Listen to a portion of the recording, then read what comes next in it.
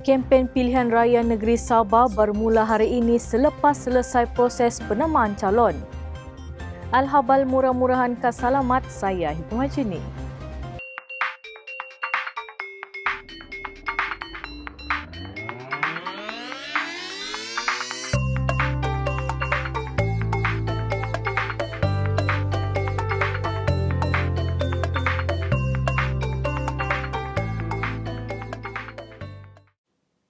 ...447 calon daripada 16 parti disahkan bertanding dalam pilihan raya negeri PRN Sabah ke-16.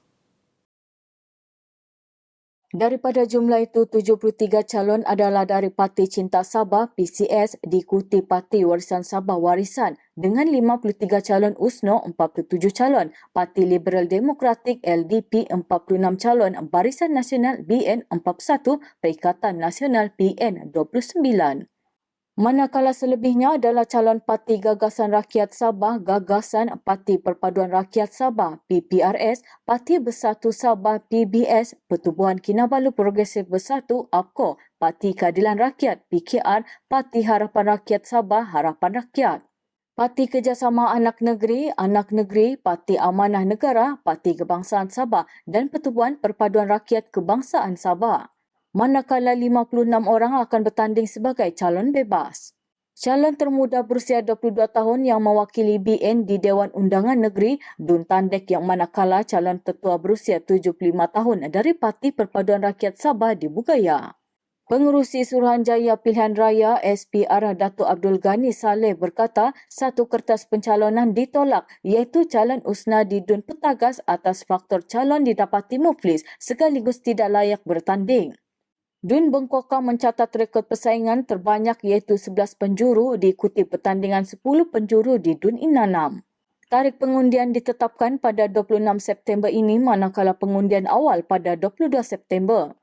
Dijangkakan PRU Dun Sabah ke-16 akan dapat diumumkan sebelum jam 12 tengah malam pada 26 September 2020. Ini jangkaan kita ya.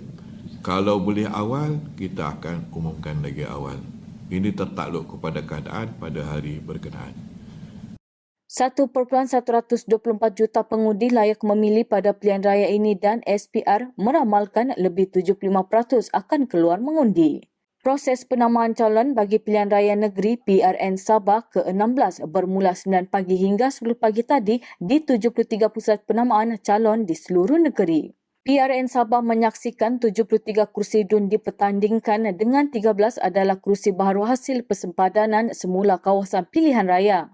Kerusi tersebut ialah Bengkokau, Bandau, Pintasan, Pantai Dalit, Darau, Tanjung Keramat, Limbahau, Tulit, Telupit, Sungai Manila, Lamak, Segama dan Kukusan. Presiden Parti Warisan Sabah Warisan Datuk Seri Panglima Haji Muhammad Syafiee bin Haji Abdal dicabar 4 calon di Dun Senalang. Presiden Parti Warisan Sabah Warisan Datuk Seri Muhammad Syafiee Abdal dicabar 4 calon lain dalam pilihan raya negeri PRN Sabah di Dun Senalang 26 September ini. 4 calon lain yang disahkan pencalonan mereka ialah Datuk Pangeran Ahmad Datuk Alam daripada Parti Perpaduan Rakyat Sabah PPRS dan Nur Razman Utoh Naim PN. Turut bertanding ialah Mat Jalis Lais daripada Parti Cinta Sabah PCS dan Muhammad Ramzan Abdul Wahab daripada USNO. Selepas selesai proses penamaan calon PRN Sabah hari ini, Datuk Seri Muhammad Syafiee memulakan kempen jelajah bertemu rakyat di Pulau Bumbum sempurna. Pulau Bumbum yang terletak di dalam Dun Sulabayan bukanlah asing bagi beliau memandangkan Datuk Seri Muhammad Syafiee sendiri adalah anak jati sempurna. Lawatan pertama beliau bermula di Kampung Balembang dan disusuli Kampung Hampalan Darat, Kampung Hampalan Laut, Kampung Gusung Melanta, Kampung Sisipan dan berakhir di Kampung Tarusan. Sepanjang lawatan yang bermula pukul 2 petang itu, beliau ditemani isteri Datin Sri Syuriani Shuaib dan Datuk Jaujan Sambakong yang merupakan penyandang dan calon warisan bagi Dun Sulabayan. Dalam setiap lawatan tersebut, Datuk Seri Muhammad Syafiee dan Jaujan menerima sambungan hangat daripada masyarakat yang turut menyatakan sokongan padu mereka kepada warisan.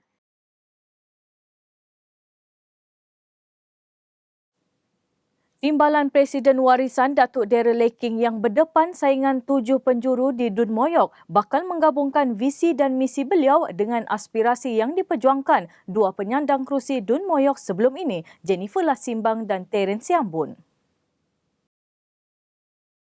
Di Dun Moyok, Daryl ditentang calon PBS John Christo Masabal, calon LDP Marcel Arnold, Winston Loygen alias Patrick dari Parti Perpaduan Rakyat Sabah, Joe Sulaiman, Perikatan Nasional, William Sampil, Parti Cinta Sabah dan seorang calon bebas, Robert Richard Fu. We continue what Jennifer has pledged, what Terence pledged when we first won in 2013. Unfortunately, we were the opposition. And then we moved on with Jennifer, and she pledged her vision for Moyok under the party banner of Warisan. And I think I can combine the two aspirations of both with mine and so many others into Warisan's united vision for Penampang, Kapayan and also Moyok. Beliau ditemui pada majlis santai bersama calon Kapayan dan calon Moyok di Buhavan Square, Donggongon selepas penamaan calon siang tadi. Sementara itu, Terence yang juga Bendahari Agung Warisan berkata, rakyat haruslah memberi mandat semula kepada Warisan Plus demi meneruskan perancangan pembangunan untuk Moyok dan Penampang. Since we only have 2 years, slightly over 2 years, I think it's right time now for the rakyat to give back mandat to us, Warisan and government, to get back Sabah once again, continue on the pre-plan for Sabah and of course for Penampang and Moyok. Sementara itu, Jennifer berkata pasukannya akan bekerja keras untuk memastikan kemenangan Daryl pada hari mengundi 26 September kelak kerana Daryl adalah seorang pemimpin yang berkebolehan. We would like to work very hard to ensure that he wins, and we know that as a very capable person, we cannot let him go out away. We want to capture him in Moyok, and he has a lot to offer. So We all have a lot. we combine our forces, and we'll see something very, very amazing that will happen in Moyok. 3 penyandang timbalan Ketua Menteri bertanding di Sulabayan, Api-Api dan Kilo. Di Dun Sulabayan, Naib Presiden Warisan Datuk Jaujan Sambakong dicabar calon USNO Alahuddin Muhammad Sarah dan calon BN Abdul Manan Indanan. Di Dun Kilo, Presiden Pertubuhan Kinabalu Progresif Bersatu (APKO) Datuk Seri Panglima Wilfred Madius Tangau berdepan saingan 6 penjuru. Madius yang pertama kali bertanding di peringkat Dun ditentang calon Parti Bersatu Sabah PBS, Parti Liberal Demokratik LDP, Parti Cinta Sabah PCS dan 2 calon bebas. Untuk kesinambungan kerajaan ini 5 tahun akan datang, di antara perkara yang sangat penting yang kita akan laksanakan itu ialah untuk melaksanakan penubuhan jiwa daerah kecil Kilo. Dan penubuhan jiwa daerah kecil Kilo ini sudah pun sebenarnya diluluskan oleh kerajaan, tinggal lagi untuk dilaksanakan saja. Dan pada masa yang sama, plan strategi pembangunan Kilo pun sudah siap kajian. Di Dun Api-Api, penyandang kerusi itu yang juga pengerusi PKR Sabah, Datuk Christina Liu, berdepan saingan 9 penjuru dari calon PBS, LDP, PPRS, PCS, Gagasan dan 3 calon bebas. Turut hadir memberi sokongan kepada Christina di pusat penamaan calon di Wisma Wanita pagi tadi ialah pengerusi Majlis Penasihat PKR, Datuk Seri Dr. Wan Aziza Wan Ismail. Proses penamaan calon siang tadi menyaksikan persaingan antara rakan sekutu Perikatan Nasional di 17 kawasan Dun.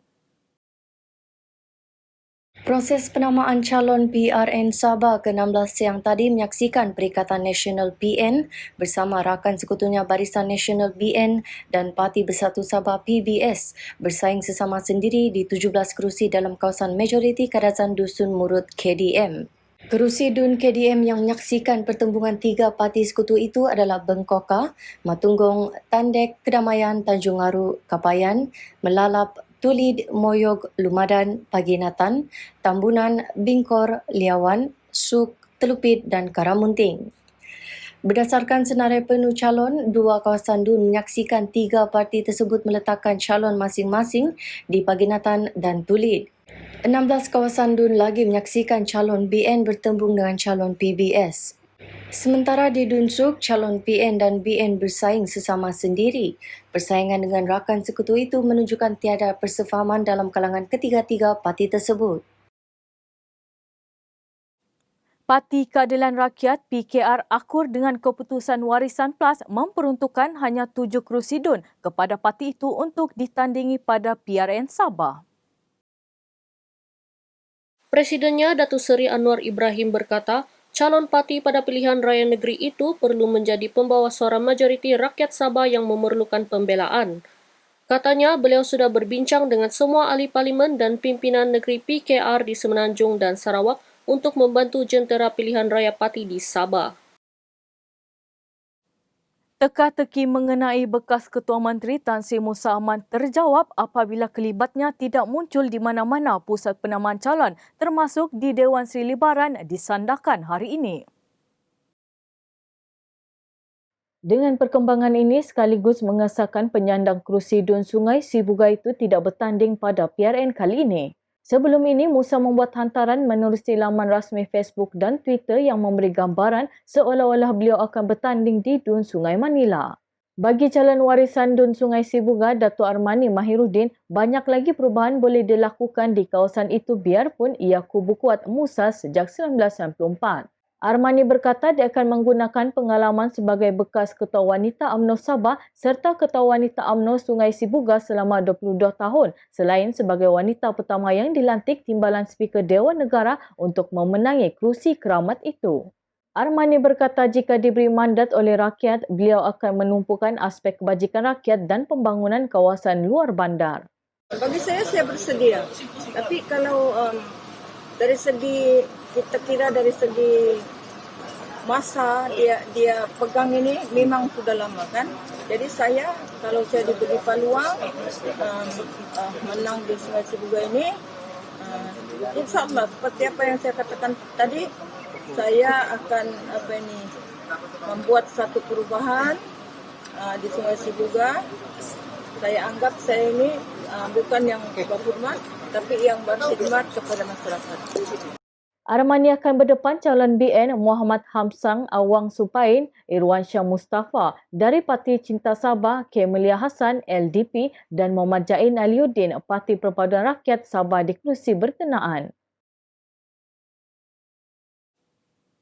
Kuarantin terhadap rakyat Semenanjung Malaysia yang balik dari Sabah selepas PRN boleh dilaksanakan mengikut budi bicara Kementerian Kesihatan bagi mengekang penularan pandemik COVID-19. Ketua Menteri Datuk Seri Panglima Haji Muhammad Syafiee bin Haji Abdal berkata, beliau tidak mempunyai masalah dengan langkah itu kerana pencegahan perlu dilakukan demi keselamatan setiap rakyat. Kalau itu merupakan satu langkah yang perlu kita lakukan, kita perlu lakukan.